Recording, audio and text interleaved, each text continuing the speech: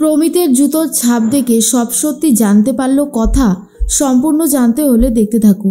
গল্পের শুরুতেই আমরা দেখতে পারি যে কথার মনটা একদমই ভালো নেই, তবুও কথা চেষ্টা করছে নিজেকে হ্যাপি রাখতে, যাতে অগ্নি ভালো থাকে।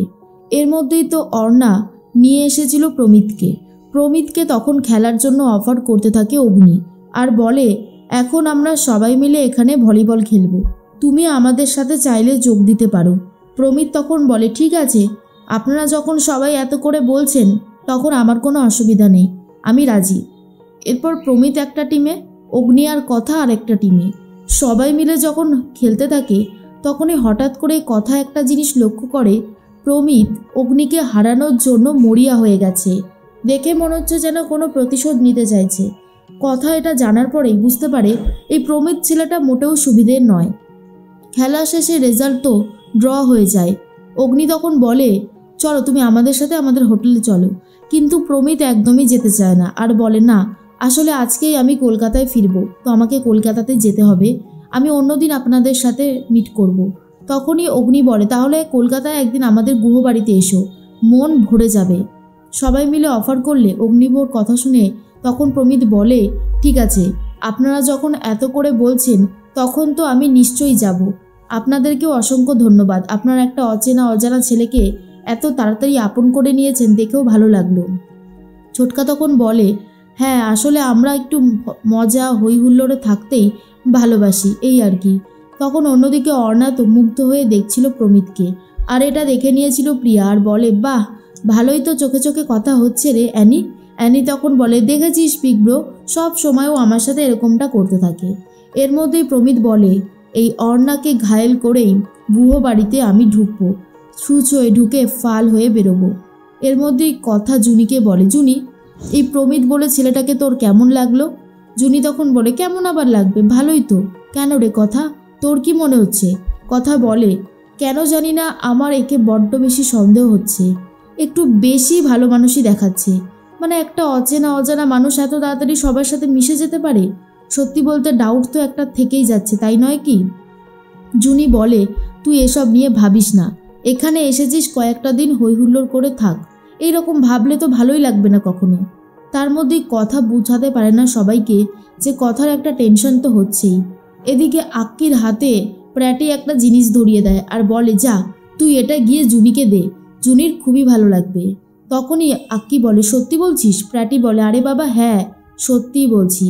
এদিকে জুনি ঋতুকে বলে ঋতু, সমুদ্রর এখান থেকে কি আমরা ইউনিক জিনিস নিয়ে যেতে পারি বলতো, যেটা খুবই ইউনিক হবে? তখনই ঋতু বলে কি আবার হবে, সমুদ্রের ঝিনুক এগুলোই তো মানে এখানকার সব থেকে মেন জিনিস, তাই না? তখনই জুনি বলে আরে বাবা সেটা তো বুঝলাম, কিন্তু সেটা তো আমরা দোকানে চাইলেও পেতে পারি। এর মধ্যেই ঋতুকে নিয়ে তো প্র্যাটি চলে যায়, আর আক্কি চলে এসেছে জুনির কাছে আর বলে আপনার জন্য একটা জিনিস আছে, যদি আপনি নেন তাহলে আমার খুব ভালো লাগবে। জুনি তখন বলে আবারও আপনি আমার জন্য কিছু এনেছেন, কই দেখি। আক্কি প্র্যাটির দেওয়া যে জিনিসটা নিয়ে আসে, ঝিনুক দিয়ে খুব সুন্দর একটা হার, যেটা দেখার পরে জুনির খুবই ভালো লাগে। আক্কি নিজেই জুনিকে ওটা পরিয়ে দেয়। তারপর সমুদ্রের পার ধরে হাঁটতে হাঁটতে অনেক গল্প করতে থাকে। এদিকে অ্যানি মনে মনে ভাবে প্রমিতকে আর বলে ছেলেটা তো নাম্বারও নেওয়া হলো না, ও যে কী করে আমাদের বাড়ি চিনে আসবে আমি তো বুঝতেই পারছি না। বারবার যেন ওর মুখটাই চোখের সামনে ভাসছে। বলতে বলতে প্রমিত চলে এসেছে আর বলে তাহলে আপনাকে আপনার পরিবারের কাছে ফিরিয়ে দিতে পেরে সত্যি আমার খুব ভালো লাগছে, আমি চলে যাব, তাই জন্য আপনার সাথে একবার দেখা করতে এলাম। তখন অ্যানি বলে তাহলে আপনি আমাদের বাড়ি কবে আসছেন? আসবেন তো? প্রমিত বলে হ্যাঁ নিশ্চয়ই যাব, কলকাতাতে বললেন তো গুহবাড়ি। এরপর অ্যানি ঠিকানাটাও বলে দেয়। তখন প্রমিত বলে ব্যাস, ঠিকানা জেনে নিলাম, এবারে দেখবেন হুট করে একদিন চলে গেছি। অ্যানি তখন বলে ঠিক আছে, আমি আপনার জন্য অপেক্ষা করব। এদিকে অগ্নি কথাকে খুঁজতে শুরু করে। কথার সাথে কোনোভাবেই অগ্নি যোগাযোগ করতে পারছিল না। তারপর এদিক ওদিক খুঁজে কথাকে তো পেয়ে যায়।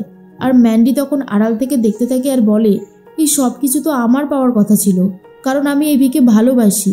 সেখানে গোবর দেবী আমার কাছ থেকে সব কিছু ছিনিয়ে নিল, যেটা আমি কখনোই মেনে নিতে পারবো না। আমি একদিন হলেও ওকে উচিত শিক্ষা দেবই দেব।